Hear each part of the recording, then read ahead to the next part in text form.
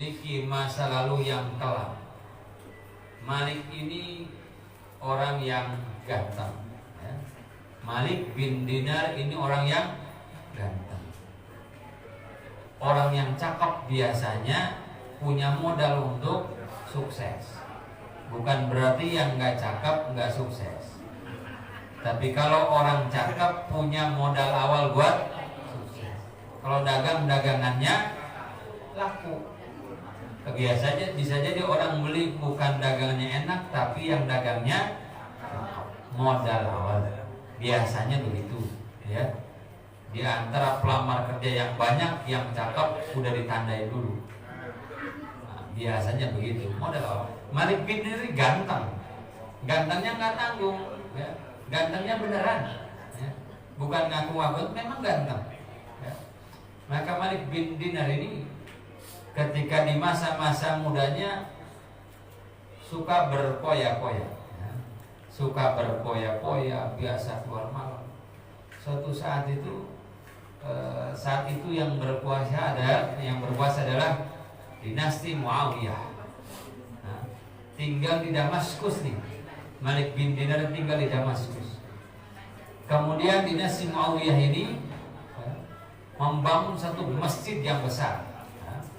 Membangun satu masjid yang besar sekali di Damaskus.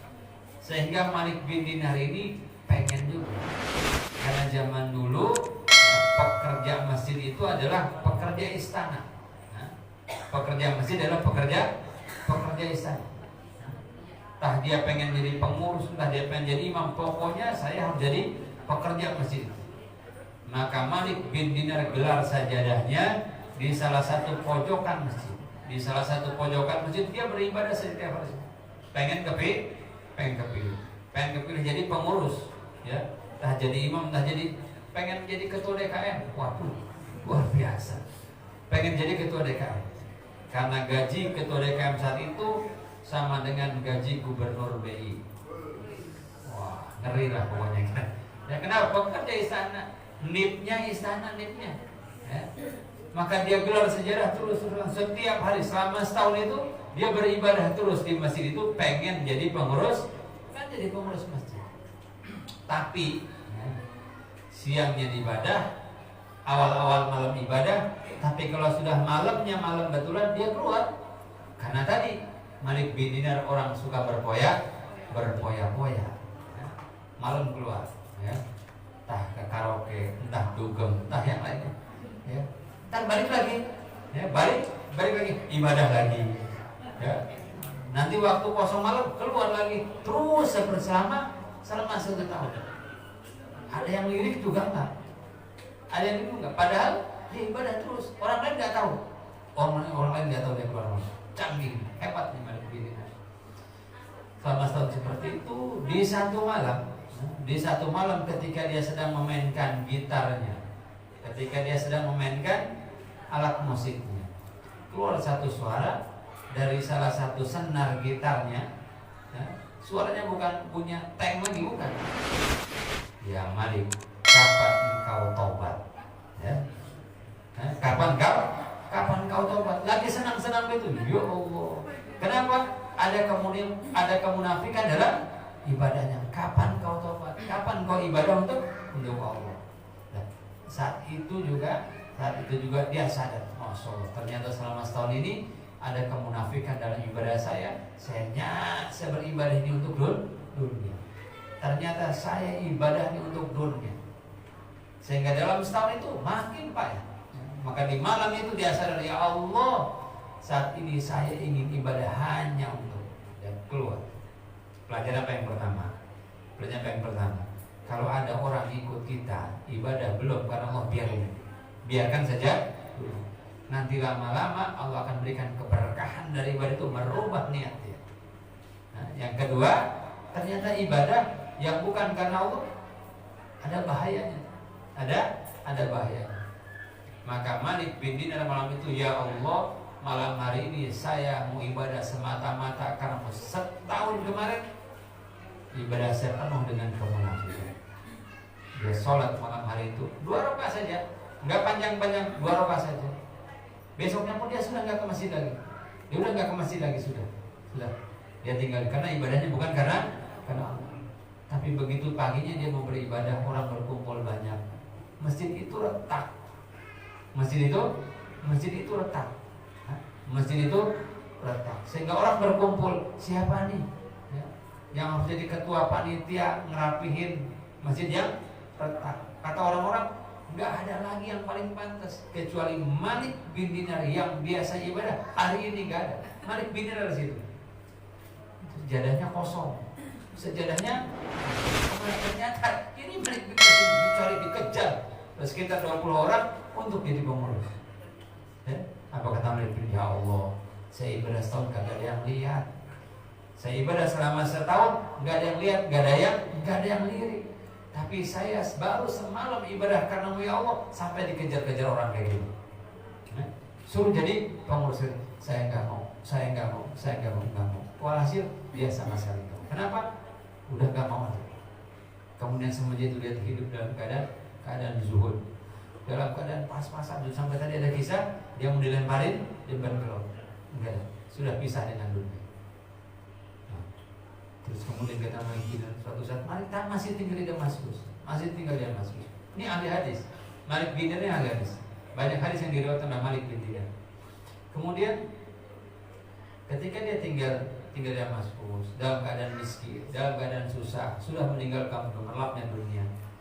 Kemudian ada seorang kaya raya, orang Damaskus, Syria, Damaskus, orang kaya raya meninggal dan meninggalkan seorang anak, seorang putri yang cantik, kaya.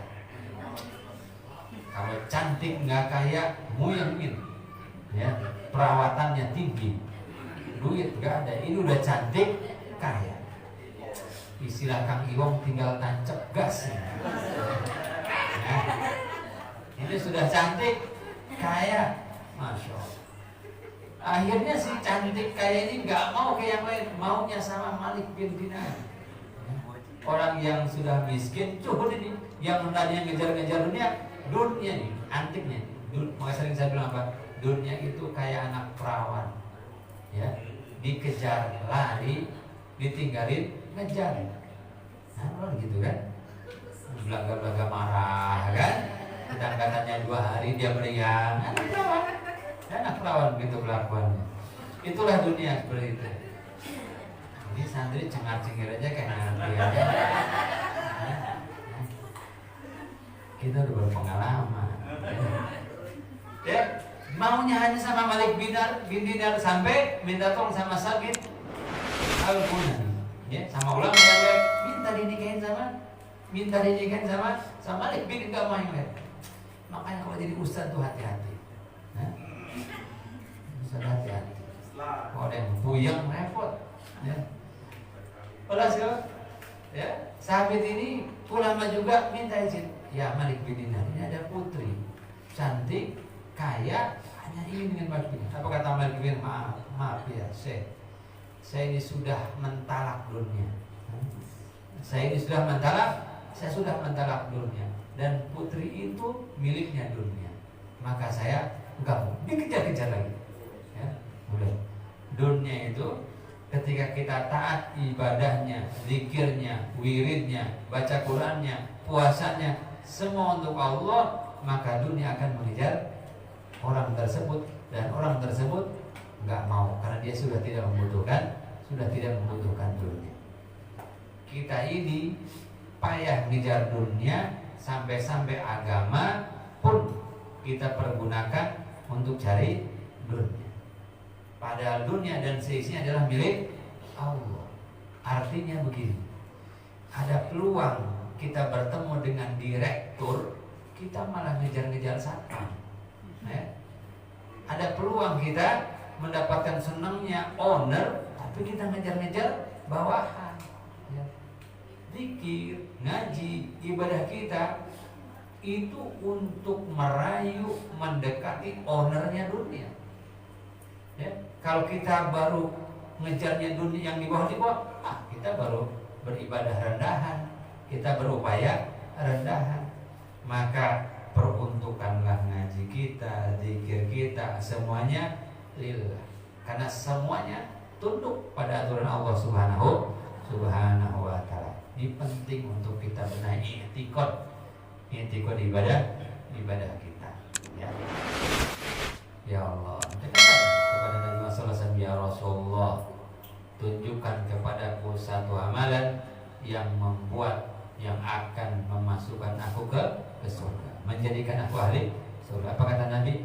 La yazalu lisanuka ratbun min dzikrillah. Kalau kamu mau menjadi ahli surga, maka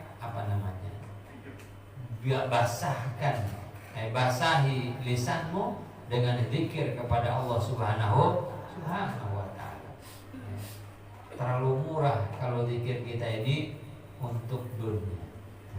Karena zikir kita ini, baca Quran kita, khataman Quran kita, baca ratib kita, semuanya agar kita mendapatkan ridho Allah Subhanahu wa ta'ala, ganjaran dari Allah Subhanahu wa ta'ala. Kalau soal dunia, ya Allah, saya minta dunia yang banyak dan cukup, udah itu aja.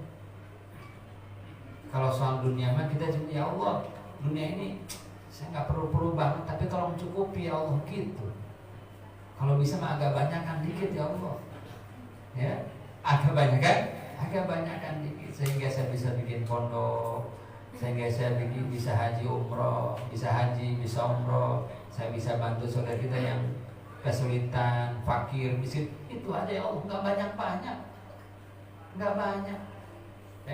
Pengen bikin pondok 5 hektar ya Allah, nggak banyak, nggak ukuran kita banyak, ukuran Allah banyak nggak banyak ukuran Allah nggak banyak, sedikit ukuran Allah Subhanahu itu sedikit. Kalau ukurnya kita ya banyak, kalau kita mengukurnya Allah sedikit. Kalau ukuran kita susah, kalau mengukur Allah. Ada kawan bilang begini, Ustaz, ini musim-musim begini malah ngumpulin duit buat beli tanah. Ini lagi resesi ekonomi nih, lagi pandemi nih, sulit cari duit. Iya, kalau kita mikirnya makhluk, kita berharapnya kepada makhluk sulit, susah. Tapi kalau kita berharapnya kepada Allah, susah nggak? Nggak susah. Berat nggak? Nggak berat. Lah, saya bilang, bikin dunia dan seisinya Allah mampu. Cuman ngasih secuil dari miliknya kepada kita, nggak akan sulit bagi Allah Subhanahu wa ta'ala. Kalau yang kita lihat adalah Allah. Kalau kita berharap sama makhluk, payah. Lihat yang sebelah sini ngeluh, yang sebelah kiri ngeluh, depan apalagi, belakang apalagi, sampai minjem duit sama Ustaz brengsek bener. Ya. Kan sulit. Tetapi kalau kita lihat Allah, ya enggak pesimis. Maka mudah-mudahan Allah Subhanahu wa ta'ala jadikan. Kenapa saya ngomong begini? Kadang-kadang i'tiqad kita nih mislak, ya. Kadang-kadang kita lagi ngaji nih hati kemana-mana, ya. Mudah-mudahan Allah luruskan i'tiqad kita, niatan kita udah. Karena kalau dekat sama Allah semuanya dikasih sama Allah Subhanahu wa ta'ala. Kalau berharap pada Allah nggak akan kecewa. Biasanya pengharapan kepada makhluk lah yang bikin kita kecewa.